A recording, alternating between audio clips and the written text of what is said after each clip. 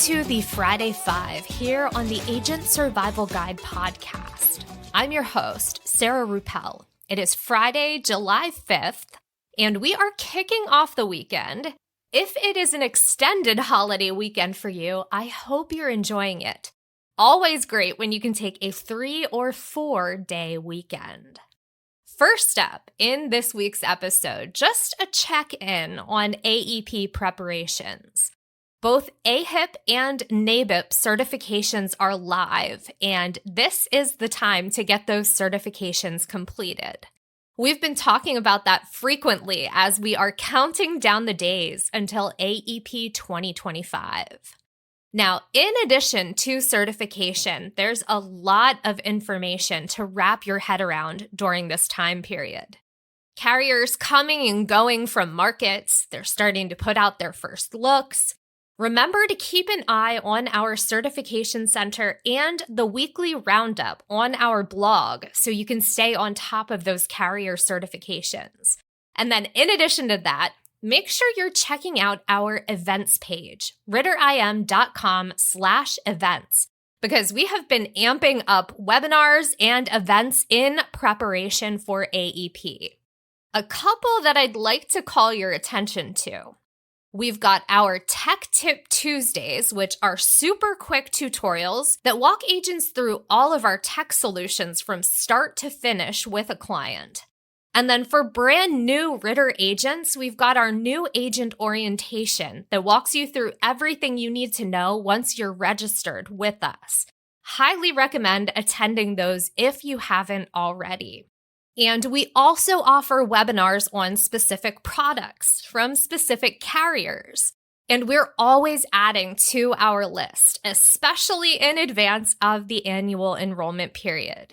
We'll be linking to that page in the notes, so make sure you check out what's new and bookmark that page. Number 4, some updates on subscription service changes, because there have been quite a few price increases announced in the past month.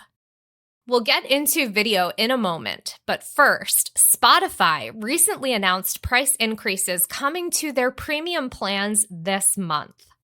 Expect to see an increase of $1 for the premium individual plan, $2 for the premium duo plan, and $3 for the premium family plan. Those prices come in at $11.99, $16.99, and $19.99 respectively. All premium Spotify accounts include 15 hours of free audiobook listening time for the individual account holder or the plan manager in the case of the duo and family premium subscriptions. Recently, Spotify also announced a basic premium individual plan that does not include audiobook listening hours, and that will remain at the $10.99 price point. Probably not as much savings as some had hoped for in removing that audiobook listening feature, but it is something, and if that is a feature you know you're not going to use, I can certainly understand not wanting to pay for it. Moving on to Netflix, which is phasing out their $11.99 per month basic plan with no ads. Some users in the UK and Canada reported getting a message this week telling them to switch their plan by July 13th, or they would not be able to continue watching. So far, no reports of that message from US users just yet. Netflix did announce plans to discontinue the basic plan last year. While they haven't mentioned an end date for the plan here in the US, it is no longer listed as an option on the Netflix website. Currently, users can choose from an ad-supported standard plan for $6.99 a month, the standard ad-free plan for $15.49 a month, and then the premium HD plan for $22.99 per month. Max is also implementing increases to their prices beginning this month, but only on their ad-free plans. The monthly ad-free plan is now $16.99, an increase of $1, while the yearly ad-free plan is $169.99, an increase of $10. For those subscribing to the ultimate ad-free plan, the monthly rate will also go up by $1 to $20.99 per month. And the annual ultimate plan increases by $20, coming in at $209.99. Now, if you're subscribed to the ad-supported version like I am, good news, there is no change in that subscription cost. Paramount Plus is also raising prices, beginning with their Essential plan for new subscribers in August, which will increase from $5.99 to $7.99 per month. The limited commercial plan will also come up to $7.99 per month for current subscribers. That plan is no longer available for new subscribers to sign up. The ad-free Paramount Plus and Showtime bundle will also increase by $1 from $11.99 to $12.99. Now, if you are a current Paramount Plus subscriber, you get a pass on the increase for the month of August, but your cost will increase towards the end of September, so it is coming. And then last, but most certainly not least, with a price increase taking place just before the Summer Olympics in Paris, we have Peacock. Their premium monthly plan will increase from $5.99 to $7.99, while both of their premium annual plans are set to increase by $20, with premium annual settling at $79.99 and Premium Plus annual coming in at $139.99. So far, I have not heard mention of a date or price for the new Disney Plus Hulu Max bundle that was announced in May of this year.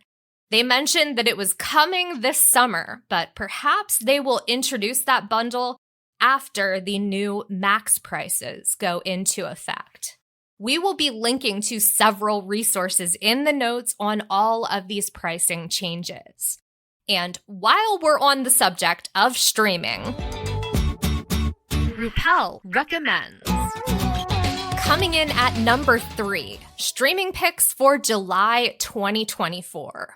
Now, I have combed through this list a few times, and there is not a whole lot, but I do have some family-friendly picks, starting out with brand new Bluey mini episodes on Disney+. Those came out on Wednesday this week. Only 7 mini episodes, but as any Bluey fan will tell you, 7 new mini episodes are better than no episodes at all. On July 12th, also on Disney+, the Descendants series gets a refresh and a 4th installment, The Rise of Red. This time around, the 2 main characters are the daughters of the Queen of Hearts and Cinderella, so we will hopefully be getting a glimpse of Wonderland. Not sure if the schedule is purposely sparse in the lead up to the Olympics. I know we have been watching a lot of trials and highlights so far, as I imagine many of you have as well. The official opening ceremony kicks off on Friday, July 26th, and then the games run through August 11th. I have secured my Peacock subscription, so we will be able to watch as much of the Olympic Games as they plan to feature there. Hopefully we'll get a little bit of a better selection of streaming picks for August. Fingers crossed. Number 2. Last week, the Centers for Medicare and Medicaid Services announced the prescription drugs that will have lower Part B coinsurance rates for the third quarter of 2024. The Medicare Part B rebate program was put into place by the Inflation Reduction Act and aims to lower prices for beneficiaries. Drugs that are put on the list must pay a rebate to Medicare because they've raised drug prices at a higher rate than inflation. Stacey Sanders, Chief Competition Officer with the U.S. Department of Health and Human Services, commented on this quarter's announcement. People with Medicare will see lower out-of-pocket costs for certain drugs if drug companies raise their prices higher than the rate of inflation. For some people, from July 1st through September 30th, they could save on 64 prescription drugs. Some people could save as much as $4,500 per day. As Sanders mentioned, this time around, 64 drugs made the list as compared to just 41 drugs during the second quarter of 2024. 8 drugs were removed from the list for Q3, 33 were carried over from Q2 to Q3, and 31 new Part B drugs were added to the list for the third quarter. Because that list is getting to be a little lengthy, I will not be running through the entire list here, but we will be linking to our blog post with a chart of those drugs, as well as the official CMS fact sheet in our episode notes. Coming in at number 1 this week, last Friday's Supreme Court ruling that overturned the Chevron Deference. Now, originally, when this case came across my radar, I clicked in to read because it was brought by herring fishermen from New Jersey and Rhode Island. The fishing industry has regulations fishermen are required to follow, and one of those requirements is to have someone called an observer on board to ensure rules are being followed. When the government decided that fishing boats should pay for the observers on their boats, that is when Bill Bright and a few other fishing businesses grouped together to file the suit. They targeted the law that gave government agencies the ability to enforce ambiguous laws, the Chevron Deference, or doctrine. The Chevron Deference refers to, quote, the doctrine of judicial deference given to administrative action, end quote. In Chevron versus the Natural Resources Defense Council, the Supreme Court decided that they would defer to agency interpretation of ambiguous laws as long as those answers were not unreasonable and that the agency was responsible for administering the statute in question. Eventually, the Supreme Court further limited the Chevron deference to apply to, quote, only the agency interpretations reached through formal proceedings with the force of law, such as adjudications or notice and comment rulemaking, end quote. On Friday, the Supreme Court overturned the Chevron doctrine, with Chief Justice Roberts delivering the ruling, quote, Chevron is overruled. Courts must exercise their independent judgment in deciding whether an agency has acted within its statutory authority as the APA requires. Careful attention to the judgment of the executive branch may help inform that inquiry. And when a particular statute delegates authority to an agency consistent with constitutional limits, courts must respect that delegation while ensuring that the agency acts within it. But courts need not, and under the APA may not, defer to an agency interpretation of the law simply because a statute is ambiguous, end quote. This is an interesting ruling in that it shifts power away from government agencies who, it's been argued, are the experts in their given fields. Government agencies will still be able to act on the authority explicitly given to them by Congress, and they'll certainly continue to propose rules and offer their expert interpretations. It's just that now, power has shifted back to the judicial branch to decide whether agency interpretation is the appropriate interpretation of an ambiguous law. It also puts the onus back on Congress to write clearer legislation that doesn't need to be translated by another branch of the government. The ruling could potentially require more work from Congress. According to J.D. Rackey, senior policy analyst from the Bipartisan Policy Center, quote, I think the level of activity that Congress is going to need to exhibit is going to increase, end quote. Specifically, he mentioned increased negotiation time, more votes, and potentially for legislators, more days spent in Washington. One thing I should mention is that previous cases decided by Chevron are not overruled. those judgments still stand. But any cases still making their way through the judicial system will not be able to use the Chevron deference to uphold challenges to agency rule making.